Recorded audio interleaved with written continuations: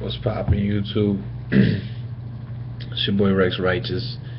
Um, I'm gonna be doing a duel prediction for tonight's game and Saturday's fight.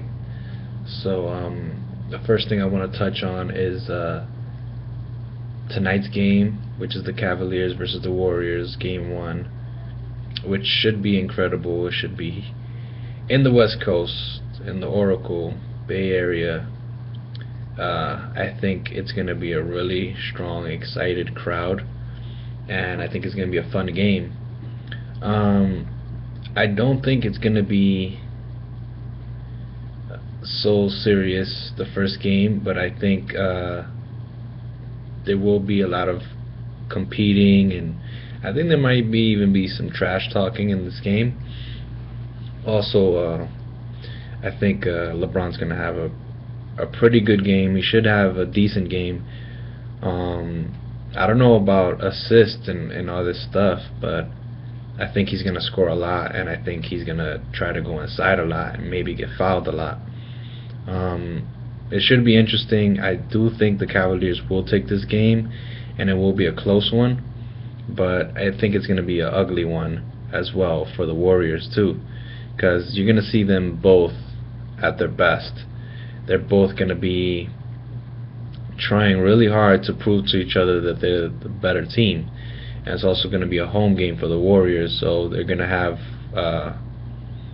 a lot of emotions going on, basically. Curry should have a decent game. I'm interested to see how the post players are going to play for both teams, and how are they going to be able to fight for the boards and block shots and stuff like that. And I want to see how they guard LeBron. I want to see if they stop him or slow him down, or I just want to see how they play him, you know. So that should be interesting. Like I said, the Cavaliers should win by at least 10 points. That's my prediction on that game. I don't know if you've heard my past All Eyes on Raph episode, but I do have the Warriors winning in 6 games.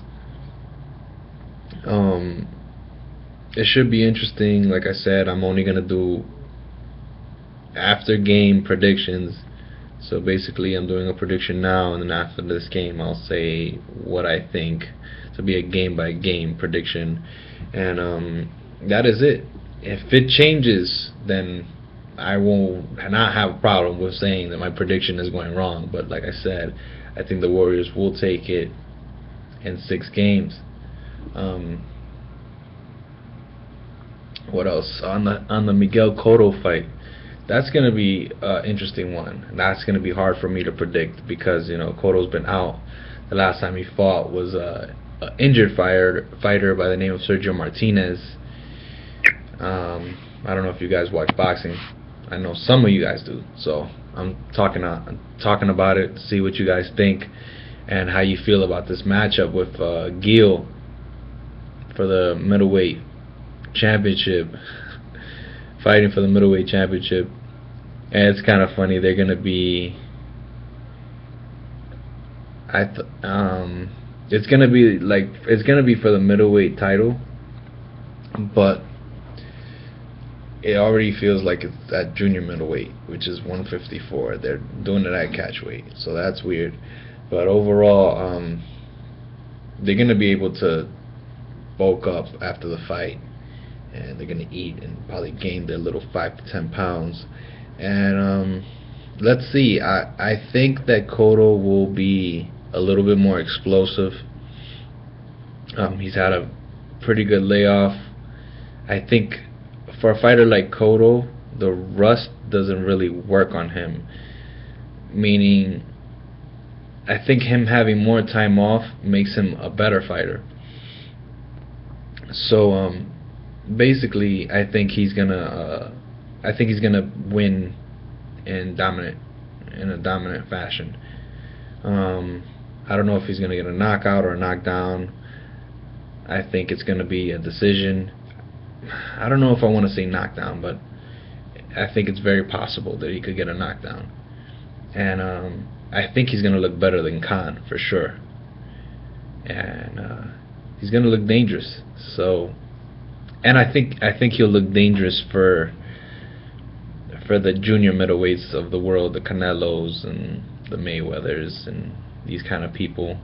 Because I don't know if he's ever gonna stay in middleweight. He's not for sure. He's not giving a definite answer. Even if he could beat these guys, Canelo or Triple G, he's just not showing it right now. He doesn't want to talk about it. He's just very standoffish about it. And he also said that the WBC could try to force him. So if they do try to force him to fight Triple G, he won't. He doesn't care. He'll drop the belt, or he'll just find another way to negotiate around it and probably take another fight. I've been hearing about him taking the Canelo fight, but not so much from him. So let's see what happens. I'm sure we'll have more answers after the fight, because that's the way Canelo works. That's how these guys that make pretty good money and are popular in the sport work. In the post-fight, we'll see what he says, and maybe he'll call out somebody. Maybe he will give some more insight on who he's looking for next.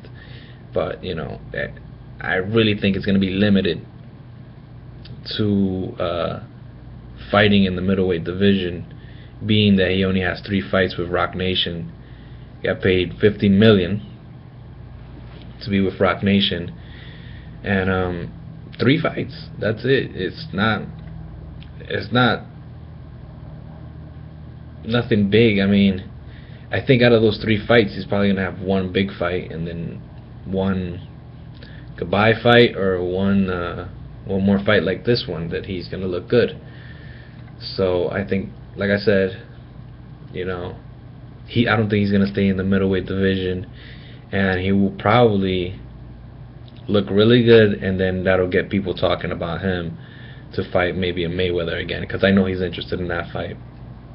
He might want to be in the mix, and that's definitely a good look for him if he can do that, and then he'll be absolutely sure on what he wants to do, because overall it's all about money for him. It's not about the titles.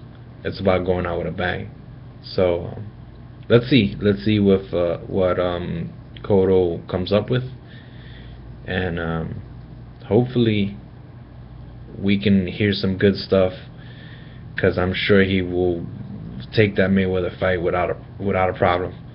So this is your boy Rex Righteous. Enjoy your nights.